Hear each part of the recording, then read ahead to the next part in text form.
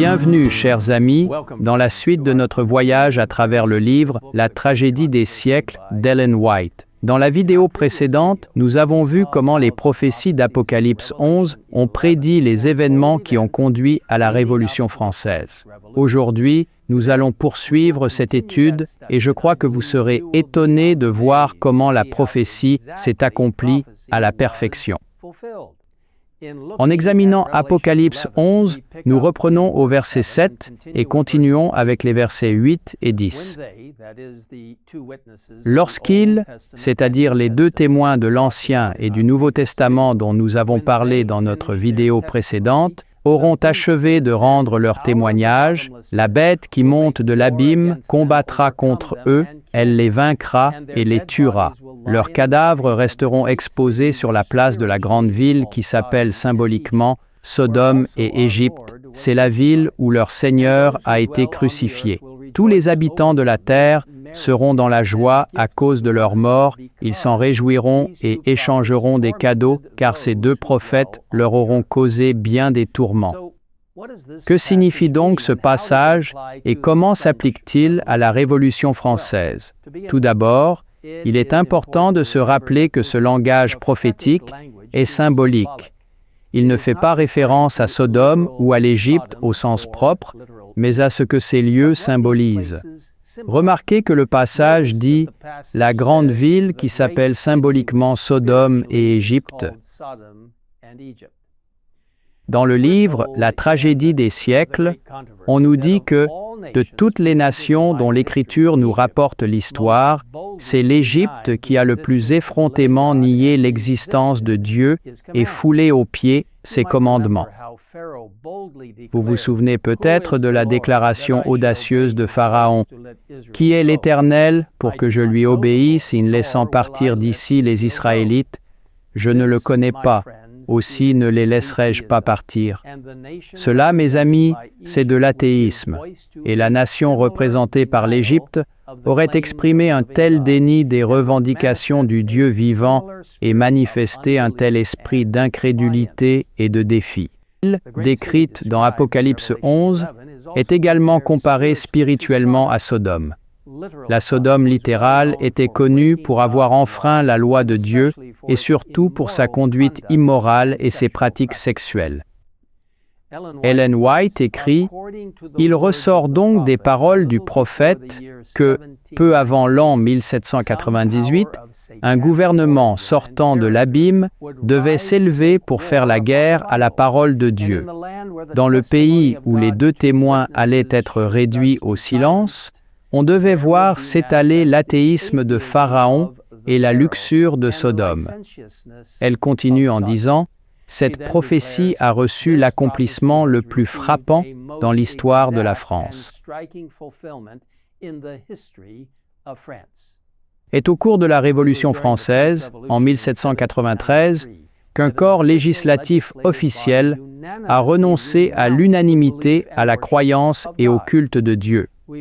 Nous lisons que la France occupe une place à part dans les annales de l'humanité, étant le seul État qui, par une décision de son Assemblée législative, ait déclaré l'inexistence de Dieu et dont la vaste majorité de sa population, tant dans la capitale qu'en province, ait accueilli cette nouvelle par des danses et des chants de joie. Dans Apocalypse 11:8, nous lisons « Leurs cadavres, en référence aux Écritures, resteront exposés sur la place de la grande ville qui s'appelle symboliquement Sodome et Égypte. C'est la ville où leur Seigneur a été crucifié. » Que signifie cette phrase « où leur Seigneur a été crucifié » ? Nous lisons que ce détail prophétique s'était également réalisé. Aucun pays, au cours de son histoire, n'avait manifesté autant d'inimitié que la France contre Jésus-Christ. Par les persécutions qu'elle avait fait subir au cours des siècles aux confesseurs de l'Évangile, elle avait réellement crucifié le Seigneur dans la personne de ses disciples. Pendant des siècles, le sang des martyrs a coulé en France.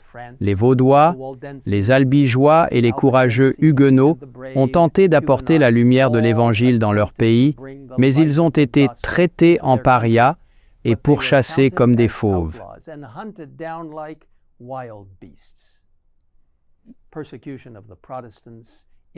La persécution des protestants en France a atteint son apogée sous Louis XIV. Catholique fervent et connu sous le nom de Roi Soleil, Louis XIV a approuvé ce que l'on a appelé le massacre de la Saint-Barthélemy, l'un des massacres les plus sanglants et les plus impitoyables de tous les temps. Ce terrible massacre a duré 7 jours à Paris, puis, sur ordre spécial du roi, s'est étendu aux provinces et a duré 2 mois. Au final, 70 000 fidèles de Dieu sont morts, jeunes et vieux, riches et pauvres, hommes, femmes et enfants.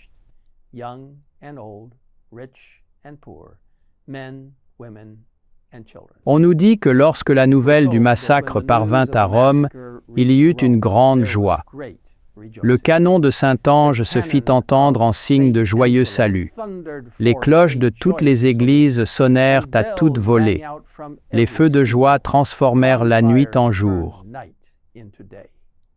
Le décor était désormais planté pour la sanglante Révolution française. En Galates 6:7, la Bible nous dit « Ne vous faites pas d'illusions. Dieu ne se laisse pas traiter avec mépris. On récolte ce que l'on a semé. » Le même esprit maître qui a conduit le massacre de la nuit de la Saint-Barthélemy a également dirigé les scènes de la Révolution. Mais même dans la nuit la plus sombre, Dieu n'oublie pas son peuple. Sa parole n'a pas été réduite au silence pour toujours. Comme nous le verrons dans notre prochaine vidéo, sa lumière a surgi des cendres et a continué à briller plus que jamais, apportant espoir et courage dans la vie de millions de personnes. Et maintenant, je vous invite à prier avec moi. Père Céleste, fais-nous continuer à comprendre comment, lorsque les gens évitent et annulent la parole de Dieu, des résultats terribles se produisent. Seigneur, aide-nous à accepter ta parole, à accepter tes enseignements de l'Ancien et du Nouveau Testament, et à comprendre que tu as de précieux messages pour nous depuis la salle du trône céleste. Protège et prends soin de chacun de nous spirituellement et dans tous les domaines, afin que nous puissions, comme tant d'autres dans le passé, défendre la vérité biblique, quoi qu'il arrive. Merci de nous avoir écoutés. Nous te le demandons au nom de Jésus. Amen. Amen.